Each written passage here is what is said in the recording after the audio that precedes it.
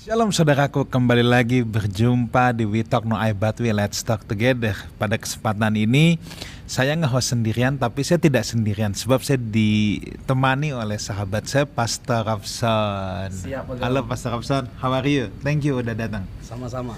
Ya, saudara, kita akan membahas satu tema, yaitu siapa boleh menafsirkan Alkitab ya. Siapa boleh menafsirkan Alkitab? Sebab tema ini cukup menarik, nanti kita akan diskusikan. Tetapi sebelum itu saya ingin mengajak dulu semua teman-teman pemirsa yang menyaksikan baik lewat YouTube channel Lifehouse Community maupun lewat MNC Live Channel. Saya ucapkan selamat bergabung, selamat belajar bersama. Saya percaya kita pasti diberkati ya lewat semua acara yang ada. Baik, Pastor Robson, kita langsung aja nih tanpa buang waktu ya tentang siapa boleh menafsirkan Alkitab. Sebelumnya saya mau tanya dulu, siapa boleh membaca Alkitab? Baca dulu. Ya, baca dulu ya. Iya. Siapa? Ringan-ringan ya. Iya, siapa boleh membaca Alkitab? Apakah semua orang harus membaca Alkitab? Kan sebab sempat ada satu masa tidak boleh baca Alkitab gitu ya, takut sesat gitu. Nah, sekarang siapa yang boleh baca Alkitab? Atau jangan-jangan semua orang harus baca Alkitab? Ya. Kalau bicara tentang siapa yang boleh membaca Alkitab, ini lebih bersifat menganjurkan ya. Dan nanti kita kasih reasons-nya. Semua orang harusnya membaca Alkitab. Iya. Karena apa? Karena dengan kita membaca Alkitab, pertama-tama kita bisa mengenal siapa Allah yang kita sembah. Itu konteks utamanya. Itu reason yang utama. Yang kedua, ya kita tahu apa arti atau tujuan dari kita hidup. Iya. Nah, yang ketiga, untuk apa kita baca Alkitab? Ya, supaya kita tahu kekristenan itu tentang apa dan bagaimana. Nah, itulah kurang lebih alasan mengapa kita harus membaca Alkitab. Jadi poin utamanya adalah semua orang idealnya harus membaca Alkitab. Bagaimana dengan fenomena ada orang yang saya ketemu gini, saya mah senengnya dengar khotbah aja, tapi saya nggak mau baca Alkitab. Oke. Ada ya yang fenomena seperti itu ya? Ya. Memang selalu ada case-case lah ya Pak Gam ya. Ada orang yang malas baca Alkitab tapi maunya hanya sekedar mendengar khotbah-khotbah. Tapi kan bagaimana kita tahu khotbah yang disampaikan itu benar atau tidaknya kalau kita tidak membaca Alkitab? Paling tidak kalau kita dengan rajin baca Alkitab, bukan mencoba untuk menghakimi seorang pengkhotbah ketika dia berkhotbah. Paling tidak ketika dia sampaikan ini salah nih. Atau ada yang aneh nih. Ada yang aneh nih ketika aku pelajari bukan begitu konteksnya. Jadi ada keuntungan, ada benefit bagi setiap kita kalau kita baca Alkitab ketika mendengarkan khotbah, gitu Pak Gam. Nah, kalau saya melihatnya gini Pastor Robson, bahwa orang Kristen itu harus membaca Alkitab secara pribadi ya. Alasannya apa? Alasan yang pertama bahwa mungkin ini terdengar agak ngeroh ya. Tapi ya tidak apa, menurut saya setiap orang itu perlu pergumulan dengan Tuhan secara pribadi. Ya. Itu alasan yang pertama, setiap orang itu perlu untuk bergumul dengan Tuhan secara pribadi. Kendalanya kan ada yang bilang, tapi saya kagak ngerti kalau baca sendiri. Ya tidak apa, nah, nanti baru kemudian belajar supaya lebih mengerti. Tapi alasan susah, bingung kalau baca Alkitab itu bukan alasan untuk tidak membaca Alkitab. Karena saya tetap percaya bahwa Tuhan tetap bisa bicara kok dengan siapa aja dalam tanda petik di levelnya dia, dalam tingkat kesederhanaan berpikirnya dia. Tuhan tetap bisa bicara, atau kalau bahasa kerennya Roh Kudus tetap bisa berikan pewahyuan untuk di levelnya dia ya. Jadi itu harus membaca Alkitab. Itu alasan pertama. Alasan yang kedua gini, ketika kita membaca Alkitab, menurut saya ya, kita itu dalam tanda petik kita bisa mengalami Tuhan secara pribadi lewat Alkitab yang kita baca. Sebab gini, kalau kita cuman mendengar khotbah, itu ibaratnya apa ya? Gini, saya makan apel, saya bilang apelnya enak nih, saya kunyah. Terus orang yang lihat, Pastor itu apelnya enak nggak? Enak. Tapi dia nggak mau coba sendiri. Dia maunya kunyahan saya.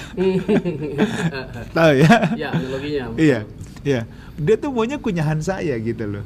Nah, ini kalau yang saya bilang, kalau orang Kristen nggak mau baca Alkitab sendiri, maunya cuma dengar khotbah, itu kayak nggak mau cobain sendiri. Maunya cobain kunyahan orang lain gitu loh. Kalau kita langsung coba manisnya gitu loh. Iya dong. Iya dong. Jangan cuma kunyah bekas orang gitu. Lucu. Aku ada kalimat penting dan menarik ya. Jadi Alkitab itu terlalu mudah sehingga tidak ada orang yang merasa sukar atau merasa diri bodoh sekali untuk bisa memahaminya. Jadi terlalu mudah sehingga semua orang bahkan yang menganggap dirinya bodoh bisa memahaminya. Tapi satu sisi terlalu sukar, terlalu sulit sehingga tidak ada orang yang merasa terlalu pintar sampai merasa bahwa dia bisa memahami keseluruhan Alkitab. Jadi dibutuhkan pada akhirnya tadi kerendahan hati untuk bergantung sepenuhnya kepada Roh Kudus, karena Roh Kuduslah yang mengilhami Alkitab sehingga dialah yang paling tahu arti dan maksud dari setiap Alkitab yang ada. Gitu Pak Gem. Nah, mungkin saya tambahkan dikit lagi secara praktis tadi ya. We do not know ourselves if we do not know our God. Kita nggak bisa tahu siapa diri kita kalau kita nggak mengenal siapa Tuhan kita. Pertanyaannya, dari mana kita bisa tahu Tuhan kita kalau kita nggak baca Alkitab? Sementara kita mengakui penyataan yang paling unggul dan efektif untuk kita bisa mengenal Allah, yaitu Alkitab. Itu adalah special revelation, penyataan khusus selain Kristus Tuhan kita. Nah, juga gini. Saya mempercayai bahwa Alkitab itu, saudara, itu kan dalam tanda petik itu surat cintanya Tuhan buat kita, ya. Nah, sebenarnya surat cinta itu kan Tuhan tujukan kepada masing-masing pribadi kita. Jadi surat cinta yang terindah itu sebenarnya kalau kita membacanya langsung, daripada cuma dibacain orang lain, untuk kita. Nah, Mazmur 119 ayat 105 juga, firman-Mu itu pelita bagi kakiku dan terang bagi jalanku. Jadi saya percaya Pastor Robson bahwa orang yang mencintai Alkitab, orang yang mencintai Alkitab itu dalam tanda petik jalannya lebih sulit untuk tersandung. Karena itu menjadi pelita dan terang dalam jalannya. Kalau kita tidak mencintai Alkitab, kita nggak mencintai firman Tuhan, itu banyak kesandungnya. Nah, jadi mencintai firman ini kita sepakat ya. Ini nih modal utama dulu. Orang yang mencintai kan pasti senang membaca. Nah, orang mencintai firman itu jadi modal utama, sebab kalau kita nggak punya rasa cinta ini, kita tidak bisa ngomong tentang menafsirkan nih. Nah, sekarang kita eskalasi. Siapa sih yang boleh menafsirkan Alkitab? Wah, ini nih sebab mulai kisruh rame ya. Sebab gini, dalam ekstrem yang kiri akan nggak boleh menafsirkan Alkitab sembarangan. Gini. Kalau yang kanan enggak, siapapun boleh, semua boleh. Nah, ini Pastor Robson melihat siapa sih yang boleh menafsirkan Alkitab? Memang gini, Pak Gem, kita kan nggak bisa menutup mata terhadap banyaknya pengajaran. Dan pengajaran itu beragam sifatnya. Satu topik saja itu bisa banyak sekali ragam pandangan. Betul. Lain lagi kelompok, ini sama Kristen nih, kelompok misalnya Calvin, Pentakosta, ya kan, terus Protestan, itu bisa beda-beda pandangannya dalam memahami satu topik, misalnya keselamatan, itu pokoknya luas lah cakupannya. Terus yang kedua, sampai pada ada yang tingkat ekstrim pengajarannya atau pemahamannya. Nah, pertanyaannya, masalah utamanya di mana? Itu berangkat kepada caranya yang salah dalam menafsirkan Alkitab. Nah, ini membuat kita pertama-tama berkesimpulan bahwa tidak sembarangan dalam menafsirkan Alkitab. Ada potensi atau kompetensi yang harus kita miliki. Ada beberapa kriteria yang harus kita miliki. Nah, sebelumnya tadi kita breakdown dulu. Misalnya, sampai ada orang yang mencoba untuk mengobok-obok ajaran dasar dari kekristenan. Apa yang menandai Kristen sebagai Kristen, misalnya keyakinan bahwa Yesus adalah Allah satu-satunya juru selamat. Ini sesuatu yang sudah kita yakini dari sejak awal kekristenan. Tapi ada loh orang gitu loh yang mencoba mengobok-obok apa yang sudah kita yakini dari sejak lama ini dengan mengatakan Yesus bukan Tuhan. Allah berinkarnasi adalah sebuah cerita dongeng, itu adalah hayalan. Lalu masuk kepada yang lain-lainnya bahwa ada keselamatan di luar Yesus, terus Allah bukan Tritunggal. Ini kan keyakinan dasar kekristenan yang sudah berakar. Dari sejak awal kekristenan ini sudah disuarakan. Lalu tiba-tiba gitu loh, ada orang yang merasa bahwa dia itu diberikan otoritas sama Tuhan untuk memberikan sebuah pandangan yang baru, corak baru dalam kekristenan. Nah ini kan pertanyaannya, masalah utamanya di mana? Nah kalau kita mau cari, ya kan, mau cari nih persoalan utamanya di mana? Ya tadi itu, ketika orang itu mencoba untuk menafsirkan Alkitab, tapi seenaknya gitu loh, sesukanya gitu loh. Padahal kan Alkitab itu sendiri ada cara-cara menafsirkannya, namanya hermeneutika. Cara menafsir Alkitab yang benar. Kita diberikan panduan supaya apa? Supaya kita nggak ceroboh, supaya kita nggak jatuh dalam penafsiran yang keliru atau yang salah. Jadi kalau ditanya, siapa yang berhak untuk menafsir Alkitab? Seharusnya adalah orang-orang yang memang belajar cara menafsir Alkitab. Siapapun itu. Tapi dia harus mau belajar. Dia harus tunduk, ya baik dari cara formal maupun informal. Dia harus tunduk dalam cara-cara menafsir Alkitab yang baik atau yang benar. Mungkin nanti kita bahas mungkin cara-caranya atau gimana bagaimana? Iya, itu nanti, Okay. nanti pasti kita akan kasih panduan praktis. Nah, tapi sekarang saya mau bawa ke ranah ini dulu ya. Kita jangan bicara yang teolog-teolog dulu deh. Kita nih bicara orang pada umumnya. Setiap orang ketika membaca pasti ada unsur penafsiran, pasti. Atau asumsi dasar. Asumsi dasar, ya, asumsi dasar. Nah, ini kan yang menjadi persoalan, ya. Ada orang yang, aduh, saya mendingan kagak baca Alkitab deh, takutnya saya salah ngertiinnya, gitu loh, ya. Mungkin ada yang berpikir seperti itu. Nah, atas dasar premis ini, maka ditanya, siapa sih yang boleh menafsirkan Alkitab? Karena gini, misalnya encim-encim ya, dagang di pasar ya, dia nggak pernah sekolah teologi deh, boro-boro dengar kata hermeneutik, tapi dia mau baca Alkitab. Ketika dia baca Alkitab, dia ngeliat nih ya, misalnya firman-Mu itu pelita bagi kakiku dan terang bagi jalanku tadi. Nah, dia kan pasti akan mengartikan ayat itu. Itu kan ya mau dikatakan penafsiran dia secara tidak langsung, asumsi dasar. Nah, ini kalau yang saya mau diskusikan dulu, menanggapi hal-hal seperti ini, karena setiap orang yang membaca Alkitab pasti akan punya asumsi dasar langsung atau pengertian menurut yang dia pahami, which is itu juga sudah dapat dikatakan yaitu sebuah penafsiran. Nah ini gimana? Kalau enggak ya kita mendingan jangan baca Alkitab dong, daripada gua salah nanti gitu loh. Jadi asumsi dasar atau premis atau presuposisi. Jadi setiap orang itu bisa memiliki hal itu. Bahkan para teolog yang paling liberal pun mengakui tidak ada orang ketika baca Alkitab tidak memiliki preposisi atau asumsi dasar. Atau bahkan teolog yang sangat injili, misalnya Gordon Fee, itu teolog Pentakosta, mengakui kebenaran itu, bahwa setiap orang ketika baca Alkitab pasti punya asumsi. Pasti. Asumsi dasarnya. Ya sekarang jangan kan kita baca Alkitab, kita baca satu tulisan aja semua orang mengartikan. Iya, misalnya belanja tulisan buy one get one. Lah, iya kan?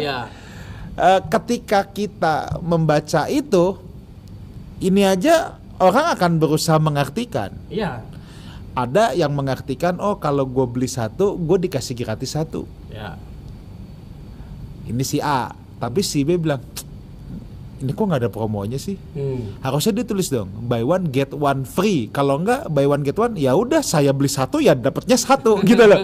Oke. Itu kan hanya dari tulisan buy one get one. Nah, jadi sebenarnya seseorang itu ketika dia membaca apapun, dia tuh pasti akan mengartikan ya. Nah, itulah yang menjadi prasuposisi dasar.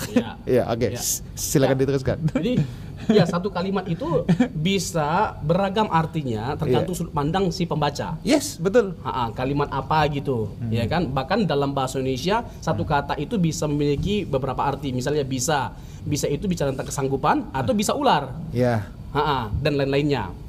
Nah, kalau saya mencermati atau menyikapi masalah ini seperti ini, kita ambil satu case lah, misalnya Yohanes 10 ayat 10.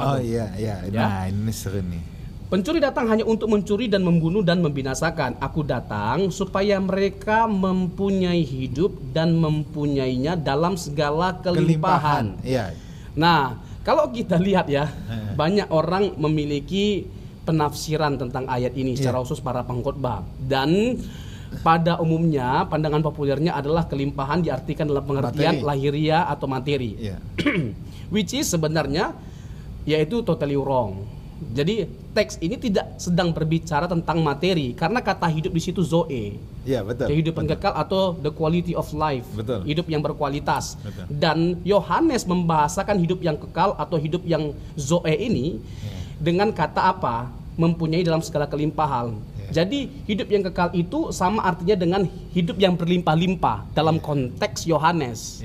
Jadi sangat aneh dan lucu pada akhirnya ketika dikaitkan dengan materi. Nah, nih saya potong sebentar dulu. Kebetulan saya punya pengalaman dengan hal ini. Nah, kita nih kembali dulu nih ke obrolan yang dasar tadi tentang anggapan dasar ketika seseorang membaca sesuatu. Latar belakang hidup seseorang itu akan sangat mempengaruhi bagaimana dia mengartikan sesuatu. This is real. Saya pernah mengalami ini, di mana yang membaca ayat ini adalah orang yang sangat kaya secara materi. Karena latar belakang dia sangat kaya secara materi, hartanya berlimpah-limpah, ya. Jadi ketika dia baca ayat ini, benar ayat ini. Ini aku diberkati Tuhan secara materi. Benar ayat ini. Aku mengalaminya sendiri. Wah, dia bilang ini nih pengalaman pribadi aku nih. Aku dulu juga susah, tapi Tuhan memberkati aku secara materi. Nah, tapi sekarang sebaliknya. Kalau ada orang yang kesulitan keuangan terus baca ayat ini, kok ayat ini nggak berlaku buat saya ya? Kok Tuhan bohong ya sama saya? Nah, disinilah kalau yang saya mau katakan ini, latar belakang seseorang itu sangat mempengaruhi anggapan dasar dia. Ini kan kita bicara orang umum dulu, pasti tidak tahulah soelah apalah gitu ya. Nah, jadi ketika dia baca dalam apa konteksnya dia, nah lalu, menarik. Nah, lalu yang materinya kurang, dia baca ayat lain di Injil Matius. Ini nih saya nih alami sendiri nih. Dia baca ucapan bahagia, berbahagialah yang miskin di hadapan Allah, karena dia akan apa? Melihat Allah ya. Oke. Lalu dia bilang, orang-orang kaya tuh nggak ada yang bisa ngeliat Tuhan. Iya, karena pas-pasan dia miskin nih. Nah, lihat ya, orang kaya secara akal sehat ketika membaca ayat yang berbahagialah miskin di hadapan Allah, dia akan lihat ayat ini bukan miskin materi. Kenapa? Ya gue kaya. Dan sebaliknya, orang-orang yang nggak punya harta banyak baca Yohanes 10, pasti dia punya prasuposisi langsung ini secara umum, ini bukan harta materi. Lihat ya, ini kan ada kata kelimpahan, satu ada kata miskin. Kita nih kita nih kagak perlu bedah-bedah bahasa Yunaninya dulu nih. Dia kan nggak tahu bahasa Yunani. Tapi kalau yang saya ingin katakan bahwa konteks hidup seseorang menentukan, sering kali itu akan sangat menentukan prasuposisi dasarnya. Nah, silakan diteruskan dulu. Sebenarnya ya ini sesuatu yang menarik ya. Iya. Karena memang ini yang kita jumpai ya di jemaat atau di lapangan. Iya. Saya cerita gini karena saya menjumpai langsung. Wah, ini udah mungkin back 15-20 tahun yang lalu ini. Saya ketemu orang yang kayak begini gitu. Nah, ya ini pesan yang bersifat teologis dulu Pak Gam ya. Kita harus lebih peduli untuk mencari tahu maksud si penulis daripada maksud kita si pembaca. Kita harus lebih care gitu loh. Karena penulis Alkitab itu yang utama adalah Roh Kudus. Bukan berarti kita mengesampingkan setiap penulis Alkitab yaitu manusia. Tapi yang pertama-tama adalah Roh Kudus, karena Roh Kudus yang menjadi sumber inspirasi bagi setiap para penulis. Dan ketika mereka menulis itu kan ada ragam konteksnya. Nah, ini yang harus kita cari tahu. Jadi kita harus lebih peduli dengan maksud atau tujuan dari si penulis itu ketika menuliskannya daripada maksud dan konteks kita. Nah, gitu Pak Gam. Itu yang dari sisi teologis. Nah, dari sisi praktisnya sebenarnya kalau kita mau menafsir Alkitab ya silakan saja. Tetapi ya haruslah ya kita fair untuk memberikan ya kepada orang yang qualified dalam memandang atau menafsirkan Alkitab itu. Ketika kita baca ya sah-sah saja kita menceritakan kepada pendeta atau kepada yang lainnya, saya itu punya pemahaman seperti ini terkait dengan ayat ini. Menurut Pak Gembala seperti apa? Menurut Pak Pendeta seperti apa? Ya tentunya lagi-lagi nggak semua pendeta juga otomatis jadi qualified. Ya kan, nanti tanya juga yang lain-lainnya. Nah, nanti compare mana yang lebih make sense gitu loh. Dalam konteks tadi poin yang pertama untuk mencari tahu maksud utama atau arti pertama dari si penulis kitab itu, Pak Gam. Oke. Nah,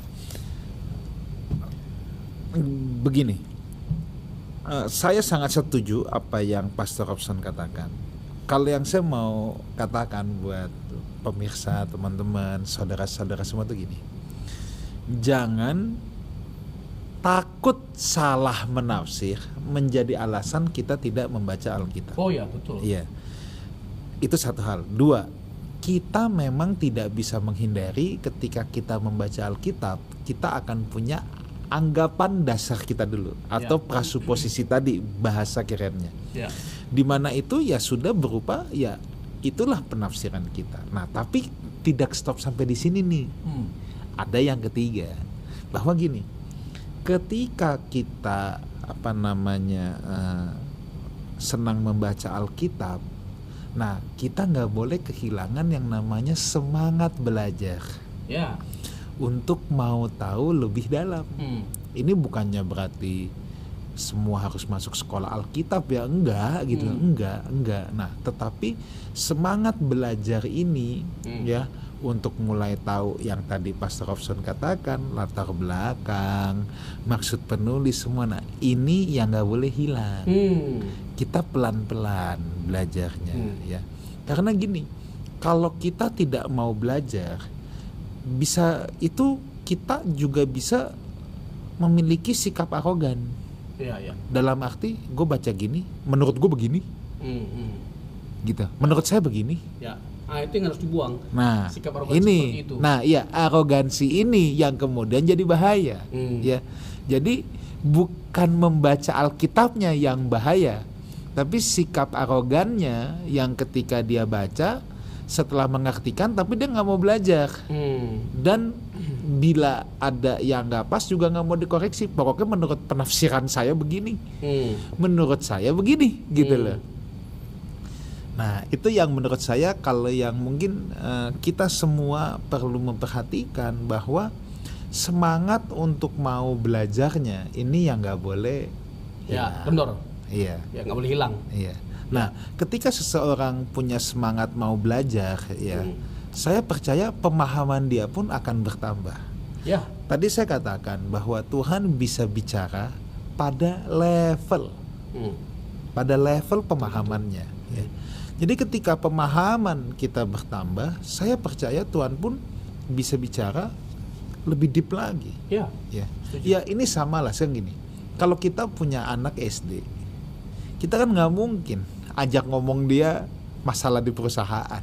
Ya, seorang pengusaha, kan nggak mungkin ajakin anaknya ngomong SD masalah perusahaan. Ya. Waktu dia SMA mulai di-spill dikit-dikit.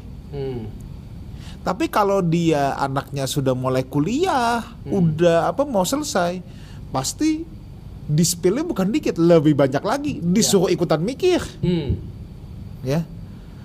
Nah itu, kan kita bisa lihat ayah aja kan gitu, akan bicara sesuai dengan kemampuan atau kapasitas berpikir si anak. Nah jadi apa yang perlu kita kerjakan saya rasa adalah justru menambah kapasitas berpikir kita memang. Ya. Jadi gini Pak Gem, nggak terhindari seseorang itu bisa salah dalam menafsirkan Alkitab. Nah tadi apa penyebabnya? Tadi kepongahan atau kesombongan, ya kan? Dia nggak mau diarahkan atau dikritisi bahwa pandangannya itu ya salah. Tadi kan sangat besar gitu loh kita mengikut sertakan latar belakang kita ketika menafsirkan sebuah teks gitu loh. Which is ya tadi jawabannya adalah kita harus lebih peduli untuk mencari tahu maksud si penulis ketika menuliskan ayat itu. Kedua, memang Alkitab ini memang terbuka ruang lah untuk ditafsirkan oleh siapapun. Karena diberikan ya kan, baik dari sisi online bisa dibaca atau dari sisi fisik. Jadi benar-benar di abad kita ini adalah abad eksplorasi sepuas-puasnya, semaksimalnya bisa dilakukan gitu loh. Nah, tetapi bukan hanya sekedar Alkitab itu bisa dibaca ya kan kapan aja di mana aja secara puas, tapi ternyata karena kemajuan teknologi ya kita dimampukan gitu loh, kita diberikan fasilitas untuk mengeksplor maksud ayat ini dari peralatan atau tools yang lainnya.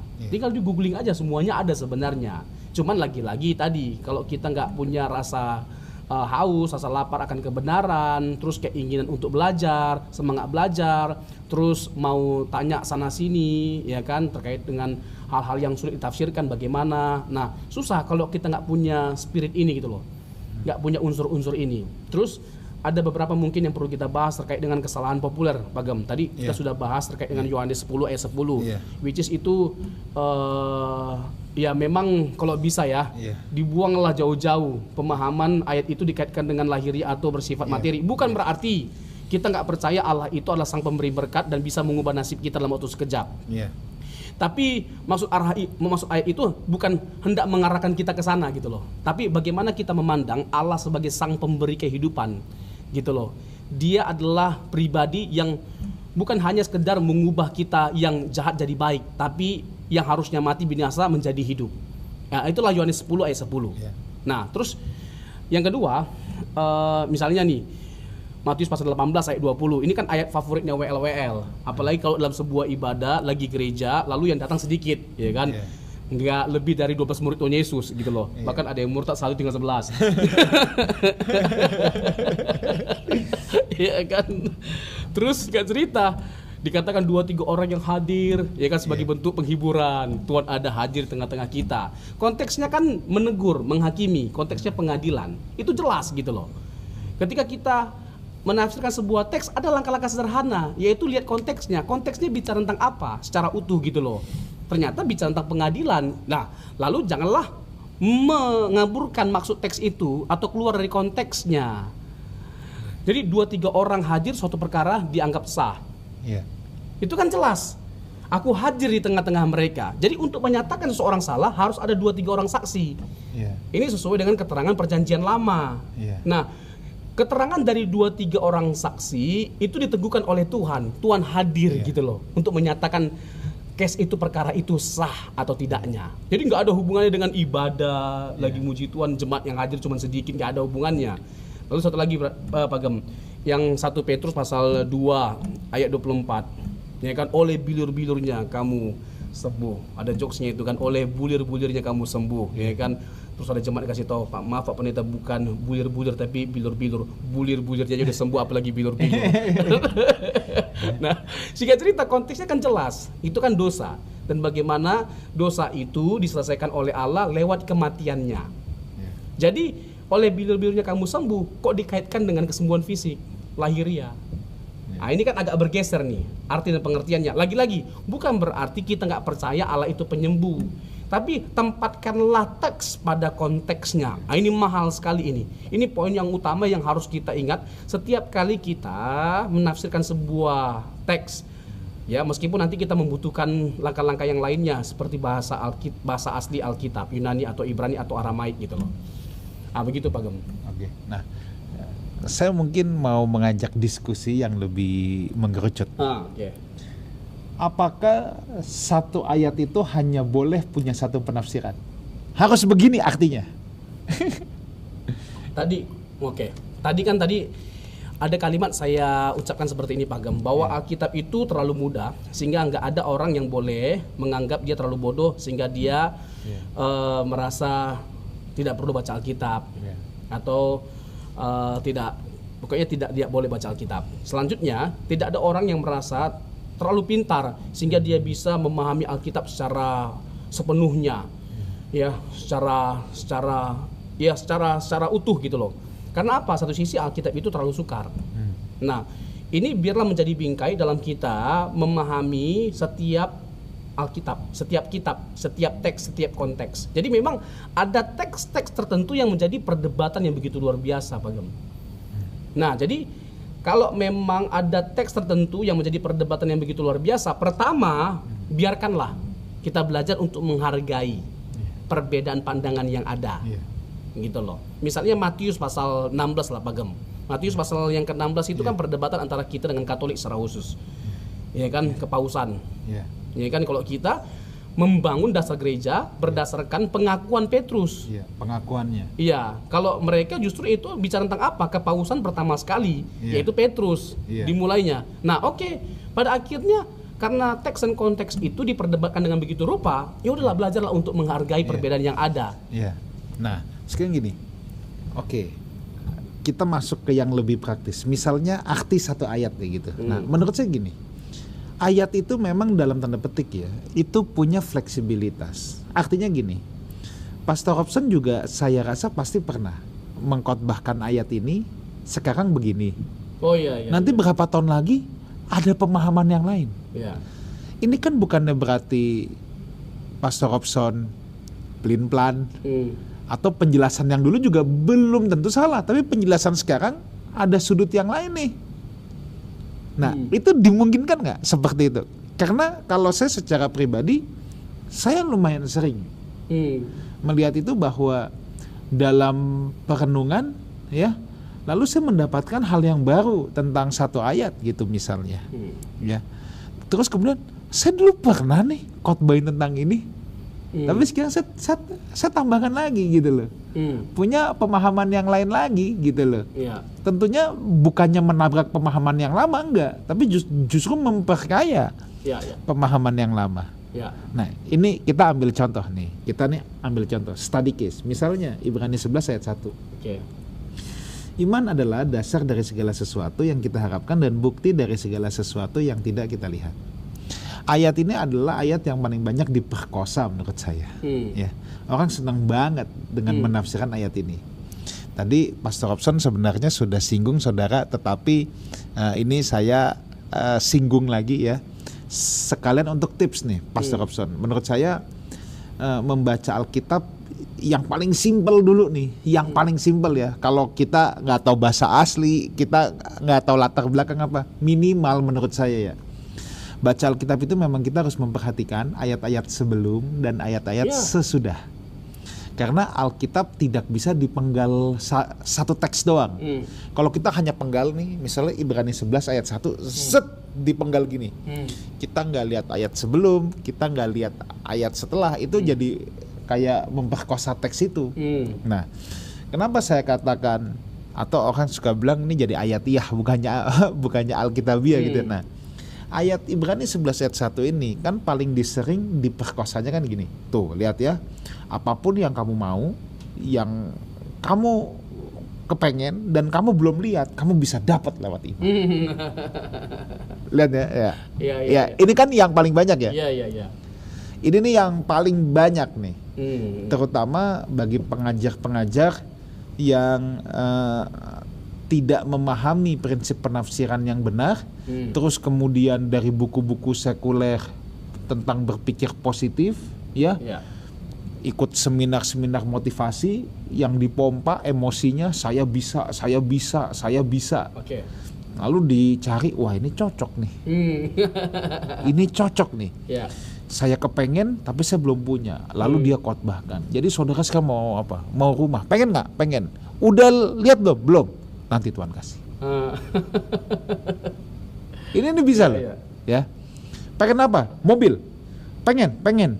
Walaupun kamu belum lihat, tapi Tuhan bisa kasih mobilnya. Iya. Kamu bayanginnya dulu. Ayat ini pas. Ini kan pas banget nih. Kalau misalnya kita penggal. Ya, misalnya kita penggal, ini nih pas banget. Iya. Nah, maka saudara tips yang pertama, ya tadi Pastor Robson juga udah bilang, perhatikan ayat-ayat sebelum dan sesudah. Iya. Ya. Sebab gini, Alkitab pada saat pertama kali ditulis kan bukan rapi kayak gini kan. Ya. Semua ada pemisahannya kan. Ini jelas nih. Ada tanda baca, ada ayat 1, 2. Awalnya kan nggak ada semua. Iya. Ya. Jadi ini konteks yang paling sederhana tuh. Kalau kita lihat ayat sebelum dan sesudah, misalnya gini. Ada pola gini. Kalau A, B, A, B ini pasti bicara A. Ya. Contoh, ayat yang ini, berilah maka kamu akan diberi satu takaran yang padat digoncang-goncangkan sampai tumpah keluar. Saya itu keliling khotbah Pastor Robson, paling banyak melihat ayat ini di kantong persembahan atau di amplop kolektor. Padahal kalau kita perhatikan ayat ini, Yesus sama sekali nggak bicara tentang uang. Coba lihat ayat sebelumnya, ayat sesudahnya. Itu konteksnya hal menghakimi. Ya. Tapi karena memang ayat ini kalau dipotong sepenggal, ini seksi nih. Untuk apa? Kolektor pas nih. Yang kasih bakal dibalikin sampai tumpah-tumpah, luber-luber. Jadi dimasukinlah ayat itu di kantong kolektor. Ya, atau di amplop. Biar orang masukin uang di amplop sampai kagak muat. Nah, ini kalau yang saya bilang, kalau kita lihat satu ayat saudara, misalnya A, B, A. B ini pasti ada hubungannya dengan A. Tidak mungkin dia tuh berdiri sendiri. Iya. Tapi kalau A, B, C misalnya, oke, pindah tema. Tapi hampir pasti B ada hubungan dengan A. C ada hubungan dengan B. Ya. Nah, jadi inilah kalau yang saya bilang, memang kita tidak bisa sih hanya baca satu ayat, lalu kita artikan suka-suka kita. Kita kan harus lihat ayat sebelum dan ayat sesudah seperti apa. Ini nih lagi bicara mana. Jadi coba kita lihat ya. Kalau kita lihat Ibrani 11 ayat 1 itu, iman adalah dasar dari segala sesuatu yang kita harapkan dan bukti dari segala sesuatu yang tidak kita lihat. Kalau kita lihat ayat-ayat sesudah itu, maka kita akan temukan ini nggak ada urusan sedikit pun dengan hal materi nih. Ya, sedikit pun tidak ada hubungannya dengan hal materi. Nah, tapi nih Pastor Robson nih, saya tahu bahwa ini sifatnya sangat penafsiran. Tapi nanti saya akan bandingkan ketika saya pakai ayat ini dengan apa yang akan saya ungkapkan, ya, dengan pemakaian yang tadi, mau mobil mau rumah. Gini, Ibrani 11 ayat 1. Satu kali saya khotbah tentang pengampunan. Saya pakai ayat ini loh. Menarik. Ya, saya tuh katakan gini, Pastor Robson, pengampunan adalah tindakan iman. Ketika kita mengampuni seseorang, misalnya Pastor Robson ada salah sama saya, saya memutuskan untuk mengampuni sekalipun sudah melukai. Saya tuh katakan ini adalah tindakan iman, bahwa saya berharap Pastor Robson bisa bertobat. Orang yang bersalah sama kita bertobat sekalipun kita belum melihat perubahannya, tapi kita sudah mengampuni. Nah, saya kenakan di situ. Nah, ini kalau yang saya katakan tuh gini, ini penafsiran nggak? Ya iyalah, pasti ya. Ayat ini tidak bicara tentang pengampunan, sedikit pun tidak. Tetapi kalau saya mau kenakan seperti tadi, kalau saya ditanya boleh atau enggak, boleh-boleh saja. Kenapa? Kenapa yang tadi pertama rumah sama mobil jangan? Tapi kalau yang kedua boleh. Nah ini loh. Ini kalau yang tadi saya kan katakan, saya mungkin nanti khotbah tahun depan saya bisa ada ayat lain yang saya pakai juga gitu loh. Nah, yang rumah sama mobil itu akan bertentangan dengan prinsip kebenaran yang lain. Itu masalahnya. Itu masalahnya. Kalau kita artikan Ibrani 11 ayat 1 terus jadi benda-benda materi, kita ini akan tabrakan dengan prinsip kebenaran yang lain. Tapi ketika ini saya kenakan pada tadi konteks pengampunan, ya, saya katakan bahwa ketika kita mengampuni, kita sedang mengambil sebuah tindakan iman, bahwa kita mengharapkan orang yang kita ampuni dia bisa berubah, dia bisa bertobat, sekalipun kita belum lihat perubahannya. Ketika saya kenakan pada hal ini yang saya pakai tanda petik. I think this is part of creativity. Karena ini tidak menabrak prinsip-prinsip lain dalam Alkitab. Ya, jadi beda nih antara penggunaan yang pertama sama yang kedua. Kalau yang pertama tadi kita langsung nabrak prinsip yang lain. Nah, saya mungkin mau minta komentarnya dulu nih. Oke. Saya disclaimer dulu, saudara. Kita di podcast ini berbeda itu biasa ya. Iya. Kalau Pastor Robson tidak setuju pun sah-sah aja. Loh, iya. Tapi yang menarik dari Pagem tadi adalah pengakuan bahwa memang konteks ini nggak bicara pengampunan. Itu menarik gitu loh. Jadi ketika Pagem memberikan sebuah penafsiran, jadi Pagem mengotakkan itu dalam konteks kreativitas gitu loh. Nah, which is Pagem sendiri kan punya reason untuk itu. Nah, tapi kalau kita mau pertama-tama mempersoalkan teks atau konteks ini bicara tentang apa, seperti yang kita ketahui, Pagem pada waktu itu orang-orang percaya mengalami penderitaan.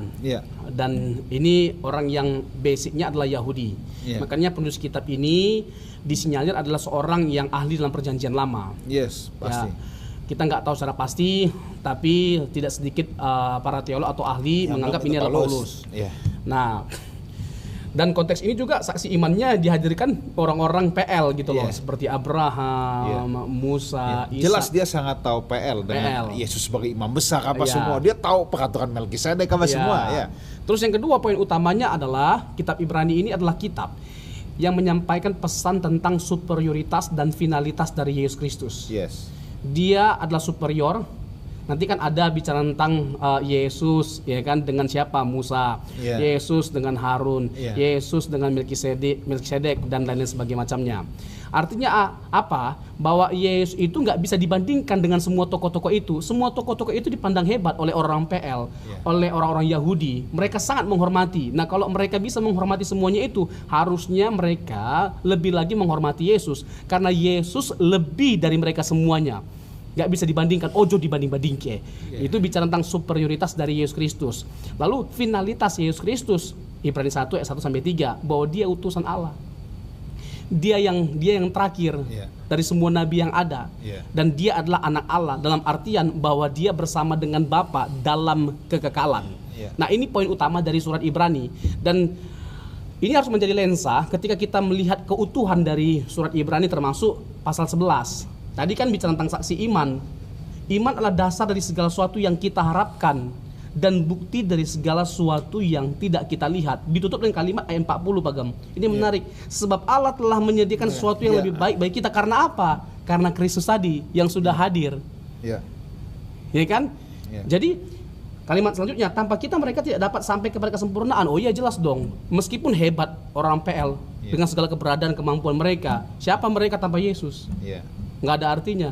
Gitu loh. Kita bahkan lebih baik dalam tanda petik. Karena apa? Karena kita sampai pada kehadiran Yesus Kristus.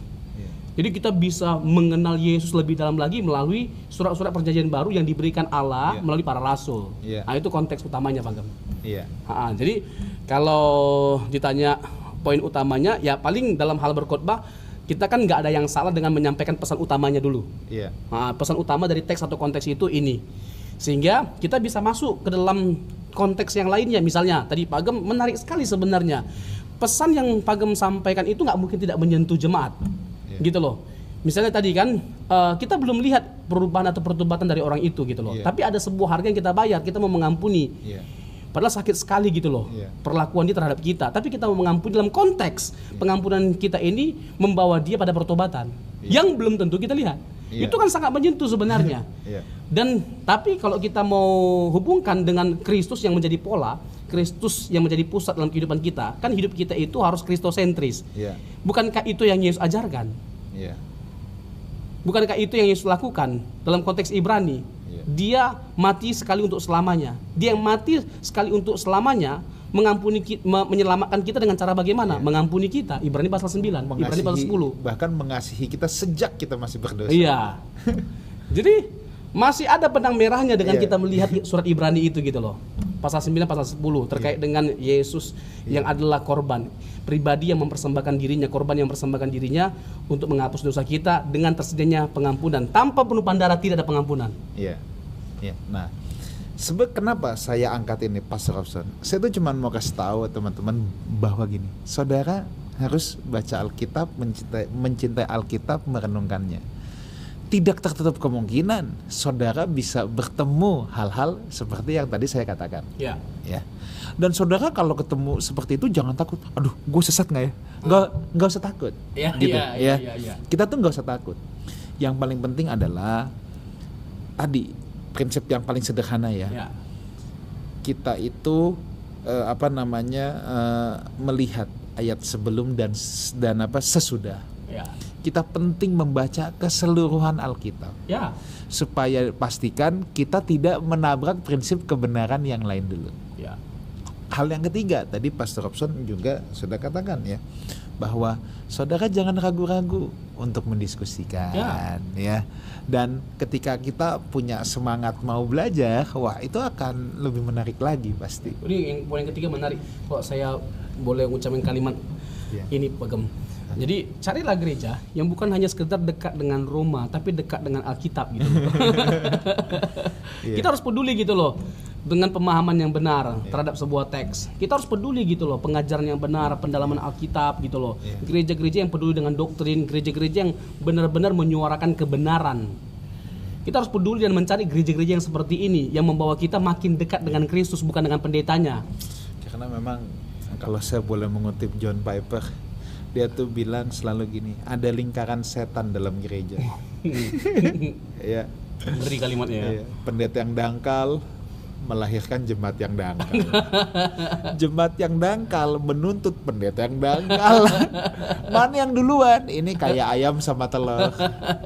Kita bingung mana yang duluan. Kita bingung mana yang duluan. Satu sisi ada jemaat yang gak punya semangat belajar.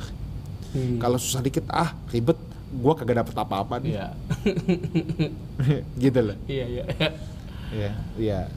Dan di satu sisi memang ada juga pendeta yang khotbah kayak di sekolah Alkitab, sampai jemaatnya celeng semua juga. Dia merasa antusias, dia merasa hebat, merasa jago ketika dia menyampaikan Alkitab sesulit-sulitnya, bahasa aslinya apa segala macam.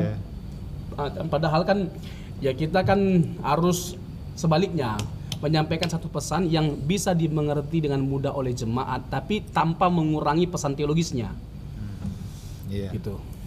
Memang sebenarnya pengajar yang baik itu bisa menyederhanakan hal yang rumit. Jangan hal sederhana jadi rumit. Dia ngomong jadi rumit semua. Seharusnya begini kita memahami dokter misalnya. Dokter itu adalah seorang yang mampu menyederhanakan hal yang sulit, bukan menyulitkan hal yang sederhana. Itu bukan dokter. Semua hal jadi rumit aja kalau udah ketemu dia. Itu kan berat terbocor. Pastor Robson ada mau disampaikan apa nih? Kisi-kisi atau tips gitu supaya ya paling tidak jemaat Tuhan tuh bisa mulai menafsirkan Alkitab. Mungkin gini, atau tadi membaca Alkitabnya jadi tidak salah jalan gitu. Mungkin saya menyoroti sesuatu yang menarik dari apa yang Pak Gem sampaikan tadi terkait dengan jangan takut sesat. Jadi gini, saya membedakan antara salah sama sesat. Agree. Kita bisa salah, tapi belum tentu sesat. Gitu loh. Sesat itu dalam kategori hal yang sangat dasaria. Yang primer. Yesus adalah Allah, satu-satunya juru selamat, pengampunan hanya datang dari Yesus yang berkorban bagi setiap kita. Allah itu adalah Tritunggal, Alkitab adalah firman Allah. Kalau kita menolak kebenaran ini, kita masuk kategori sesat.